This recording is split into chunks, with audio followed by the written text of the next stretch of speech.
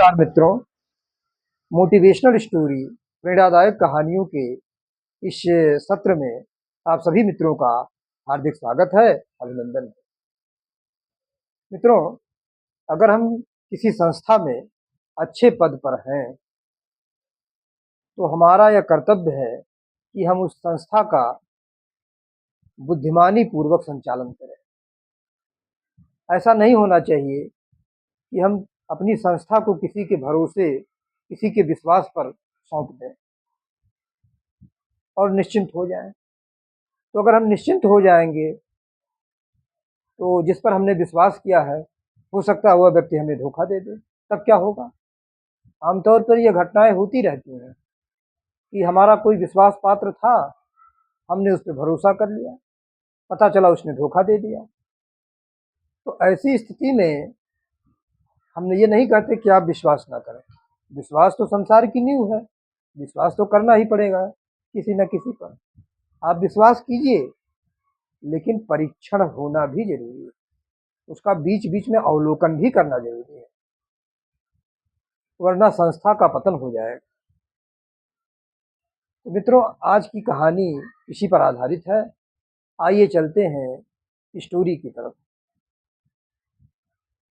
राजा विक्रम सिंह अपने दरबार में बैठे हुए थे। तभी उनसे दूसरे देश के राजा, दूसरे नगर के जो राजा थे, प्रशांत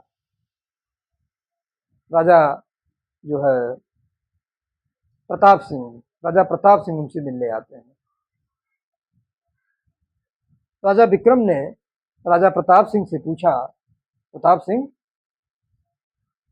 मेरी 3 पहेलियां हैं। अगर तुम मेरी इन 3 पहेलियों का उत्तर दे दो तो मैं तुम्हें मान लूंगा कि तुम बुद्धिमान राजा हो, और अगर तुम मेरी इन 3 पहेलियों का उत्तर नहीं दे सके तो तुम्हें मुझे सर्वश्रेष्ठ राजा मानना पड़ेगा। ये मानना पड़ेगा कि मैं बुद्धिमान राजा हूं। प्रताप सिंह ने कहा, पूछिए आपकी 3 पहेलियां क्या क्या हैं। तो मैंने उन पहेलियों को नोट किया है। पहली पहेली थी, ऐसी कौन सी चीज है जो ऊपर जाती है पर नीचे नहीं आती। दूसरी पहेली थी, दुनिया की सबसे कीमती चीज क्या है जो खरीदी नहीं जा सकती। और तीसरा था, मछली पानी में रहकर खुद पानी कब और किस समय पीती है। ये 3 पहेलियां थी। राजा प्रताप सिंह ने जब उन पहेलियों को सुना तो उनका सर चकरा गया। कोई उत्तर उनको सूझ ही नहीं रहा था कि क्या उत्तर दें। राजा विक्रम सिंह ने कहा, राजा प्रताप सिंह, इन पहेलियों का उत्तर दीजिए, और अगर आप नहीं दे पाएंगे तो आप मुझे बुद्धिमान राजा मान लीजिए। राजा प्रताप सिंह ने कहा, राजा विक्रम सिंह, आप इन पहेलियों का उत्तर सुनने के लिए हमें कुछ समय तो दीजिए। तो राजा विक्रम सिंह कहते, हाँ हाँ, क्यों नहीं, आपको मैं 1 महीने का समय देता हूँ। अगर 1 महीने में आप इन पहेलियों का उत्तर नहीं दे सके तो आपको ये मानना पड़ेगा कि मैं बुद्धिमान राजा हूँ। बोलो, ये शर्त मंजूर है? तो राजा प्रताप सिंह ने कहा, मुझे ये शर्त मंजूर है। राजा प्रताप सिंह अपने राज दरबार पहुंचे और अपने मंत्री के माध्यम से पूरे राज दरबार में यह घोषणा करा दी कि जो मेरी इन 3 पहेलियों का उत्तर देगा उसे मैं 1000 स्वर्ण मुद्राएं दूंगा। चारों ओर यह सूचना फैल गई। सभी लोग उस पहेलियों का उत्तर देने के लिए आने लगे। सब लोग उस पहेली का उत्तर देने आते, लेकिन कोई उस पहेली का उत्तर नहीं दे पाता। पूरे राज्य का कोई भी व्यक्ति उस पहेली का उत्तर नहीं दे सका। राजा बड़ा निराश हो गए। राजा ने सोचा कि अब तो 1 महीना बीत जाएगा, तो मुझे राजा विक्रम सिंह को सर्वश्रेष्ठ राजा यानी बुद्धिमान राजा मानना पड़ेगा, जो मैं होने देना नहीं चाहता। मैं क्या करूं? राजा प्रताप सिंह खुद भी सोचने लगे उन पहेलियों का उत्तर, लेकिन उन्हें कोई उत्तर मिलता ही नहीं था। एक दिन राजा प्रताप सिंह ने मंत्री को बुला करके कहा, मंत्री जी, मेरी इन पहेलियों का उत्तर क्या आपको मिला या नहीं? तो मंत्री ने कहा कि महाराज, इन पहेलियों का उत्तर मैंने भी बहुत ढूंढा पर कहीं नहीं मिल पा रहा है।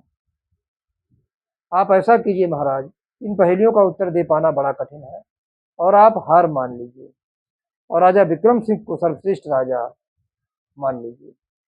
इतना कहते ही राजा प्रताप सिंह आग बबूला हो गए। उन्होंने कहा, मंत्री जी आप ऐसी ये कैसी बातें करते हैं, मैं हार नहीं मान सकता हूँ।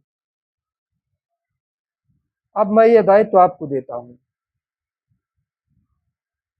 आप इन प्रश्नों का उत्तर क्यों नहीं दे सकते?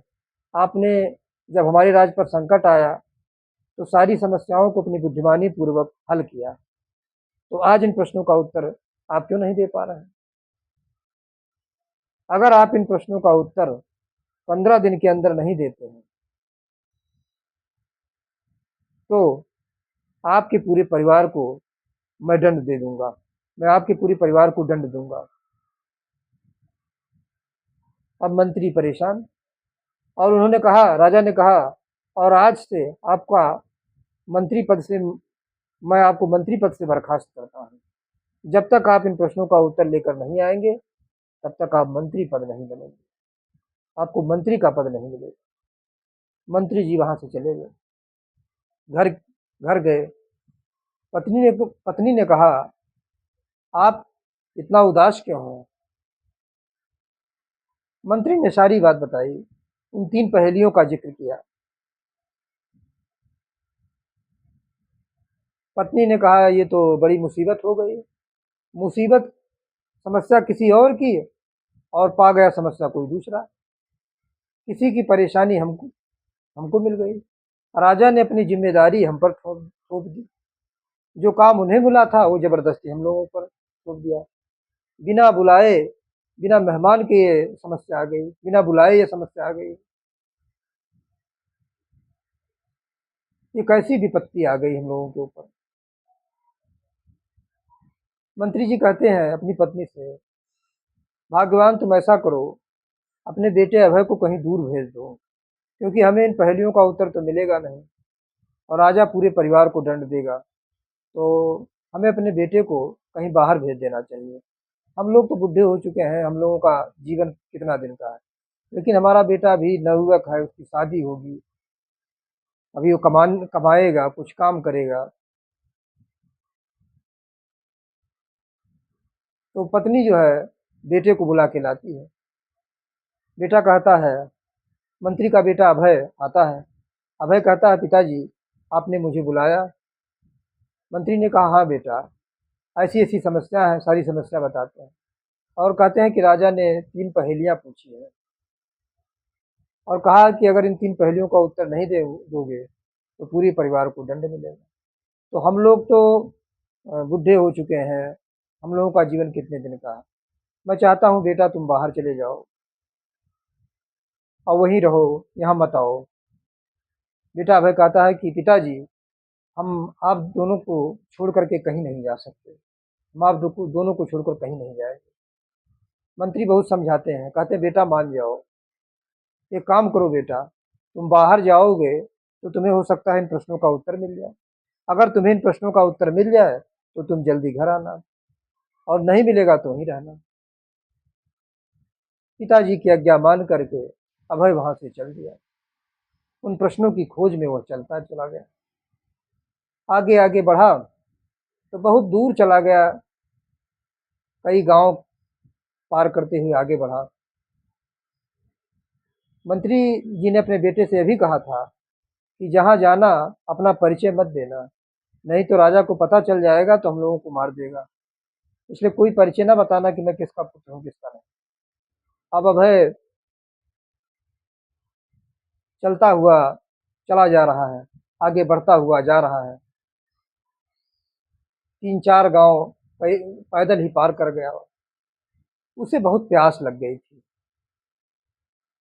तो उसे एक गांव के किनारे जो है एक मकान दिखाई पड़ा। वह उस मकान के पास पहुंचा और उसने कहा, कोई है कोई है? तो वहां से एक लड़की जो है लड़की का नाम था लाली। वहाँ से एक लड़की चिल्लाती हुई वहाँ से एक लड़की जो है, जब इसने चिल्लाया कोई है, तो अंदर से एक लड़की निकली। उसने कहा, अभय से क्या काम है? कहा, मुझे बहुत प्यास लगी है और मेरा गला सूख रहा है, अगर पानी मिल जाता तो बड़ी कृपा होती। लड़की कहती है अभय से कि आप यहीं रुकिए, मैं पानी लाता हूँ। आप यहीं रुकिए, मैं पानी लाती हूँ। लड़की जैसे पानी लेने के लिए मुड़ी, अभय ने टोका, अभय ने रोका। अभय ने कहा कि रुको, तुम्हारे घर में कौन कौन है? तो कहती है, मेरी माँ तो है नहीं, पिताजी बाहर गए हैं, मैं घर पर अकेली हूँ। तो अभय कहता है कि मैं तुम्हारे हाथ का पानी नहीं पी सकता, मैं कुंवारी लड़की के हाथ का पानी नहीं पीता हूँ। तभी उसके पिता वहां आते हुए आ रहे हैं। पिता ने उन दोनों की सारी बातें सुन ली। पिता को गुस्सा आ गया, उन्होंने अभय को डांटा। उन्होंने कहा कि तुम मेरी लड़की को छेड़ रहे हो, परेशान कर रहे हो। एक तो तुम्हें पानी देना चाह रही है, और तुम उससे कह रहे हो कि जो है तुम्हारे घर में है कोई कि नहीं है, तुमने शादी की या नहीं की है, तुम्हारी शादी हुई है या नहीं हुई, ये सब बातें पूछ रहे हो। बहुत डांटा, कहा ऐसे आवारा लड़कों को मैं बहुत जानता हूँ। डांट दिया, लड़की के पिता ने डांट दिया और डांट करके भगा दिया। अभय ने कहा मेरा ये मतलब नहीं है, लेकिन पिता को सुनने को तैयार नहीं थे, डांट दिया। अभय वहां से चला गया। अब लड़की सोचती है कि मेरे पिताजी ने इस लड़के को डांट दिया, लेकिन ये तो बड़ा संस्कारित है, दिमाग लगाया उसने। उसने कहा कि इसने इसलिए पूछा कि मेरे घर में कोई है कि नहीं, कि उसे लगा कि उसने ये भी पूछा कि मैं कुंवारी, मेरी शादी हुई है कि नहीं हुई। इन सब प्रश्नों को पूछने का मतलब यह था कि वह कुंवारी कन्या के हाथ का पानी नहीं पीना चाहता, और वो यह भी नहीं चाहता था कि घर में कोई अकेली लड़की हो तो मैं उसके हाथ का पानी पीऊँ। इसका मतलब ये लड़का बड़ा संस्कारित है, किसी अच्छे घर का है, और इसमें बड़े संस्कार हैं। ये तो बहुत अच्छा लड़का है। उसने अपने पिताजी से कहा, पिताजी आपने उस लड़के को डांट कर अच्छा नहीं किया, बहुत गलत किया। वह जो है संस्कारित लड़का है। उसने इसलिए पूछा घर में कोई बुजुर्ग है या नहीं है, मेरी शादी हुई है नहीं, क्योंकि मैं चूंकि कुंवारी हूँ, वह कुंवारी कन्या के हाथ का पानी नहीं पीना चाहता। ये उसका संस्कार था। पिताजी आप समझने की कोशिश कीजिए। तब पिता को यह बात समझ में आई। पिता ने कहा, बेटी मुझसे बहुत बड़ी गलती हुई, अब वो तो बाहर कहीं दूर निकल गया होगा, मुझे उससे क्षमा मांगनी चाहिए। तो लेकिन अब वो कहाँ गया होगा, क्या करूं, कैसे ढूंढूं? तभी उसकी बेटी कहती है, पिताजी आप अगर मार्केट जा रहे हो, बाजार, तो मुझे कुछ काम है, आप मेरे कुछ सामान ले आइए। तो पिताजी ने कहा, बोलो बेटी क्या सामान चाहिए? तो उसने कहा, उसने भी पहेली कहा। उसने कहा, दो पिताजी 2 रुपए की ऐसी चीज लाइए जो ऊपर से सख्त हो और अंदर से नरम हो, और 2 रुपए की ऐसी चीज लाइए जो बाहर से नरम हो और अंदर से सख्त हो। तीसरा प्रश्न उसने कहा, 1 रुपये की ऐसी सफेद चीज लाइए जो मीठी हो पर फल ना हो, जो मीठा तो बहुत हो लेकिन फल ना हो, और 1 रुपये का गोल गोल तला हुआ, 1 रुपये का गोल गोल तला हुआ प्यारा लाइए। पिताजी ने कहा कि ये सब कैसे कहाँ मिलेगा बेटी, मैं तो तुम्हारी बात समझ ही नहीं पा रहा हूँ, तुमने क्या क्या कह दिया। तो लड़की कहती है कि आप दुकानदार के पास जाइएगा, दुकानदार समझ जाएगा। अब पिताजी उन प्रश्नों को लेकर के, प्रश्नों के आधार पर सामान खरीदने के लिए मार्केट में चल दिए। सोच रहे हैं कैसे लाऊं, कैसे लाऊं, क्या करूं क्या करूं। तभी एक दुकान पर पहुंचे और उन प्रश्नों को दोहराया कि भाई कोई ऐसी चीज जो जो ऊपर से जो है सख्त हो, अंदर से नरम हो, और एक ऐसी चीज दीजिए जो अंदर से नरम हो, जो अंदर से सख्त हो, ऊपर से नरम हो। मतलब उन प्रश्नों को दोहराया। दुकानदार ने कहा कि तुम क्या कुछ कह रहे हो, क्या सामान लेना चाह रहे हो? मेरी बात कुछ समझ में नहीं आ रही, मेरे दिमाग में कोई बात समझ में आ ही नहीं रही है। फिर वो दूसरे दुकानदार जी के पास जाते हैं, यही प्रश्न दूसरे दुकानदार से कहते हैं। तो दुकानदार कहता है कि मैं ही तुम्हें पागल मिला हूँ, भाग जाओ यहाँ से। फालतू एक एक प्रश्न पूछते हो, एक एक सामान लेने ऐसे कोई प्रश्न पूछता है? सही सही नहीं बता पा रहे हो, सही सही बताओ तभी सामान मिलेगा, तुम तो पहेली बुझा बुझा रहे हो। ऐसे कई दुकानों पर गया, भगा दिया गया। तभी वो मार्केट में घूम ही रहा था कि उसे अभय दिखाई दिया। उसने अभय को देखा, कहा बेटा तुम? फिर उसने अभय से क्षमा मांगी, कहा बेटा मैंने गलती से तुम्हें बहुत कुछ उल्टा सीधा कहा, मुझे क्षमा कर दो। तो अभय ने कहा कोई बात नहीं बाबा, कोई भी होता आपके स्थान पर तो मुझे यही समझता। मैंने जिस प्रकार का प्रश्न किया था, थोड़ा मेरा लहजा गलत था। तो अभय कहता है कि आप यहाँ क्यों क्यों टहल रहे हैं, कोई परेशानी है या कोई समस्या है? तो वो कहते हैं हाँ बेटा, मेरी बेटी ने कुछ सामान मंगाया है, लेकिन मैं किसी दुकानदार के पास जा रहा हूँ तो वो सामान मिल नहीं रहा है, कोई समझ नहीं पा रहा है। तो अभय ने कहा कि बताइए क्या है वो सामान, क्या सामान है, क्या कहा आपकी बेटी ने? तो वो उन पहेलियों को पढ़ते हैं और कहते हैं कि बेटा, मेरी बेटी ने कहा है कि 2 रुपए की ऐसी चीज लाइए जो ऊपर से सख्त हो और अंदर से नरम हो। 2 रुपए की ऐसी चीज लाइए जो बाहर से नरम अंदर से सख्त हो। 1 रुपये की ऐसी चीज लाइए जो मीठी हो पर फल नहीं हो। और 1 रुपये का गोल गोल तला हुआ प्यारा लाइए। तो अभय ने कहा ठीक है बाबा, आप चलिए मेरे साथ, मैं आपको कोई सामान दिलवाता हूँ। वह उसी दुकानदार के पास गए जिसने भगा दिया था। अभय कहता है कि चाचा, 2 रुपए की आप ऐसी चीज लाइए, दीजिए जो ऊपर से सख्त हो और अंदर से नरम हो। और ऐसी चीज नारियल हो सकती है। नारियल जो है अंदर से सख्त हो, अंदर से नरम होता है, ऊपर से सख्त होता है। और 2 रुपये की ऐसी चीज लाइए जो बाहर से नरम और अंदर से सख्त हो। तो ऐसी चीज छुहारा है, तो आप हमें छुहारा दे दीजिए। और 1 रुपये की ऐसी सफेद चीज दीजिए जो मीठी हो पर फल ना हो। तो ऐसी चीज है चीनी, तो आप मुझे चीनी दे दीजिए। तीनों सामान मिल गए। बड़ा प्रसन्न हुए, बड़े प्रसन्न हुए लड़की के पिता। तो लड़की के पिता ने कहा बेटा एक चीज तो भूल ही गया। कहा बताइए, वो भी खरीदवा देता हूँ। तो कहे कि 1 रुपये का गोल गोल तला हुआ प्यारा। तो अभय कहता है ये चीज तो मिठाई वाली दुकान पे मिलेगी। वो मिठाई वाली दुकान के पास जाता है और मिठाई वाले से कहता है अरे भाई, 1 रुपये का गोल तला हुआ प्यारा लाइए। यह प्यारा मतलब ये हुआ गुलाब जामुन। आप क्या दीजिए, हमें गुलाब जामुन दीजिए, जो तला हुआ भी होता है, गोल गोल होता है और बड़ा सुंदर भी लगता है। अब ये पहेलियां पूरी हो गई, सामान उनको मिल गया। तो अभय ने कहा बाबा मैं चलता हूँ, और आपका काम हो गया, अब मैं चलता हूँ। तो लड़की के पिता ने कहा बेटा, तुम कहाँ घूम रहे हो और किस लिए यहाँ घूम रहे हो, तुम ये बताओ किस कारण से घूम रहे हो? तो अभय कहता है कि मैं, वो परिचय पूछते हैं कि बेटा तुम कौन हो, कहाँ और किस लिए यहाँ घूम रहे हो? तो अभय कहता है कि मैं जो है, मेरा नाम मोहन है और मैं काम की तलाश में घूम रहा हूँ। मुझे कोई काम नहीं मिल रहा है, इसलिए मैं परेशान हूँ।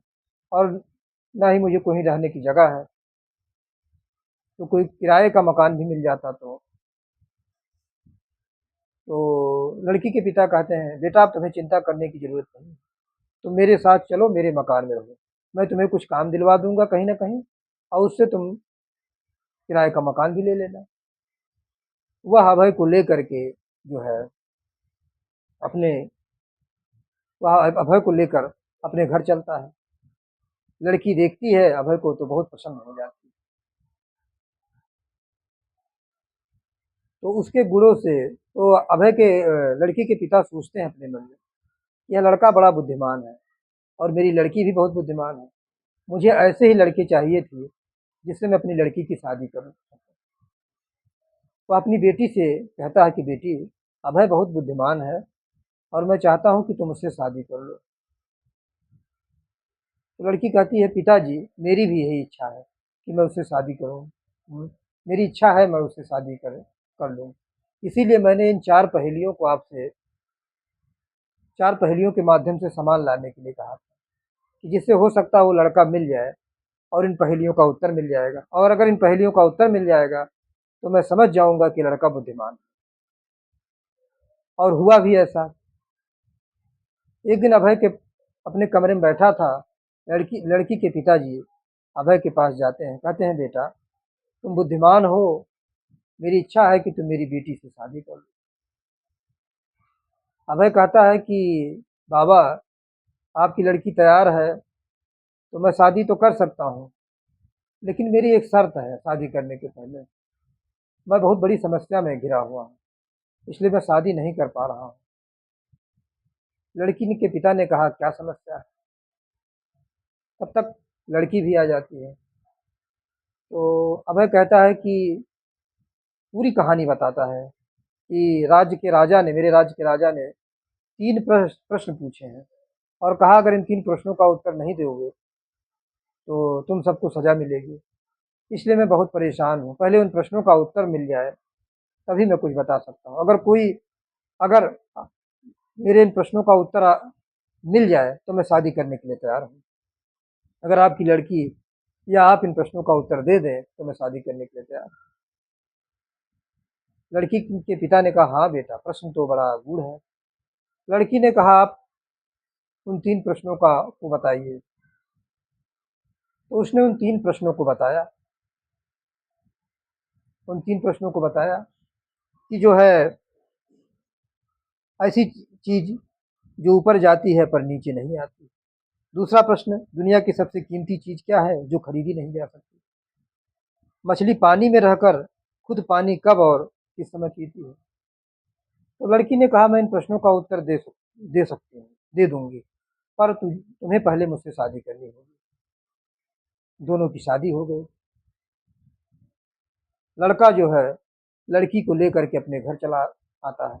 मन अपने पिता मंत्री के पास आता है, कहता है, पिताजी ये लाली जो है आपके प्रश्नों का उत्तर दे सकती है। उसने कहा कि मुझे तीनों प्रश्न का उत्तर मालूम है। लड़की कहती है, हाँ पिताजी, मुझे तीनों प्रश्न के उत्तर मालूम है, लेकिन आप राजा से एक परमिशन ले आइए कि वह इन प्रश्नों का उत्तर देने के लिए मुझे राजा के महल में 2 दिन तक रहना पड़ेगा, और आप राजा से पूछ आइए कि राजा इसके लिए तैयार हैं। अगर परमिशन दें, मैं दिन रात चाहे जब रह सकती हूँ। तो मंत्री ने कहा, ठीक। तो मंत्री राजा के पास गया और मंत्री ने राजा से कहा, राजा राजा साहब, महाराज, मुझे प्रश्नों का उत्तर मालूम है, लेकिन आपको इसके लिए मेरी बहू को अपने महल में 2 दिन तक रहना, 2 दिन तक रुकने की इजाज़त देनी होगी। राजा ने कहा, ठीक है, मैं इजाज़त देता हूँ, कोई रोक टोक नहीं, कोई रोकेगा नहीं, कोई जब चाहे जिस समय चाहे वो महल में आए। मंत्री ने जाकर के अपनी बहू से कहा। बहू ने कहा, ठीक है पिताजी, मैं चलती हूँ। बहू वहाँ से गई और महल में चली गई उन प्रश्नों का उत्तर ढूंढने के लिए।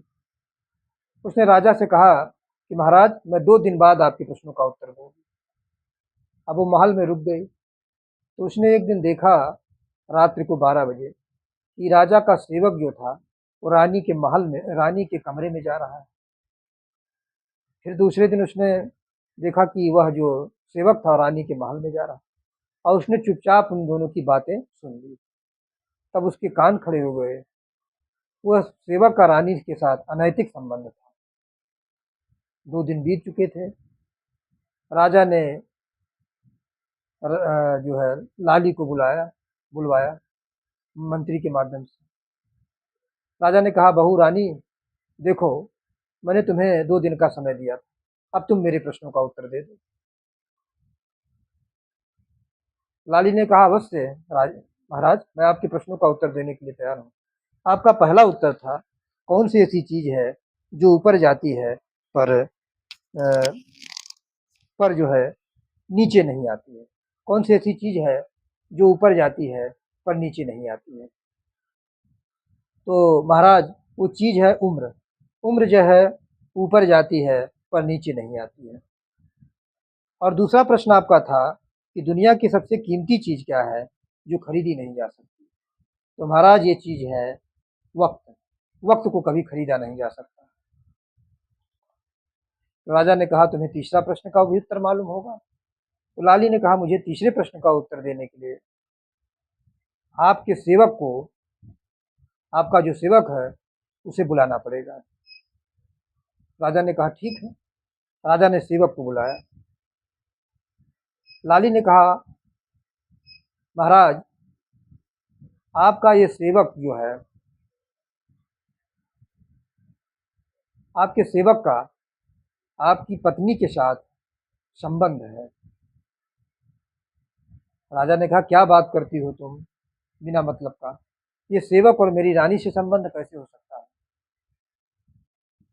तो सेवक कहता है कि ये झूठ बोल रही है, ऐसा कुछ नहीं है। तो लाली कहती है कि सच सच बता दो, नहीं तो मैंने जो तुम दोनों की बातें चुपके से सुनी थी वो बता दूंगी। अब सेवक के कान खड़े हो गए, कांपने लगा। उसने राजा को सारी सच्चाई बताई। उसने राजा को सच्चाई बता दी। लाली ने कहा, तीसरे प्रश्न का उत्तर यही है महाराज कि आप तीसरे प्रश्न का उत्तर है, मछली पानी में रहकर खुद पानी कब और किस समय पीती है? तो आप राजमहल के राजा हैं और आपके सामने सब कुछ घटित हो रहा है। कब घटना घटी, कैसे घटना घटी, आपको खुद ही नहीं पता चल रहा है। तो महाराज, ये कैसे पता चल जाएगा मछली पानी में रहकर कब पानी पीती है, कब और किस समय पानी पीती है? जब आप खुद महल में हैं और आपको अपने महल के अंदर की घटनाओं की जानकारी नहीं हो पा रही है, तो मछली कब और किस समय पानी पीती है, इसका उत्तर कौन दे सकता है? राजा की आंखें खुल गई। राजा की आंखें खुल गई और उसने कहा, बहू रानी, तुम बहुत बुद्धिमान हो। और अब मुझे रानी के धोखे का जब उन्हें पता चला तो बहुत दुखित हुए, टूट गए राजा। और रानी को और उस नौकर को बंदी बना लिया गया। और राजा ने कहा कि तुम और अभय दोनों बहुत बुद्धिमान हो। मैं चाहता हूं कि अभय राजा हो और तुम रानी बनकर इस राज्य का प्रशासन संभालो, क्योंकि ऐसे बुद्धिमान व्यक्ति को तुम जैसे लोगों की जरूरत है। राजा ने अपनी राजगद्दी त्याग दी, वन की ओर चला गया और यह अभय राजा बन गया और यह रानी बन गई। तो यह कहानी हमें यह सिखाती है कि संस्था में रहते हुए या देश में या नगर में रहते हुए या अपने क्षेत्र में रहते हुए हमें यह जानने का प्रयास करना चाहिए कि क्षेत्र में कौन सी घटनाएं घटित हो रही हैं, कौन से लोग परेशान हैं, क्या समस्याएं हैं। संस्था चलाने के लिए किसी एक व्यक्ति पर भरोसा नहीं करना चाहिए, उसका निरंतर परीक्षण करना चाहिए और हमें प्रशासन चलाने के लिए अपनी बुद्धि का सहारा लेना चाहिए। तो मित्रों, आज की कहानी कैसी लगी ये आप हमें ज़रूर बताइएगा और इतने देर तक हमें सुनने के लिए, झेलने के लिए आप सभी मित्रों का बहुत बहुत धन्यवाद। उम्मीद करता हूँ कि ये कहानी आप सभी को बहुत पसंद आई होगी और इस कहानी से आपको बहुत कुछ सीखने को मिला हो। जय श्री कृष्णा, जय श्री कृष्णा, जय श्री कृष्ण।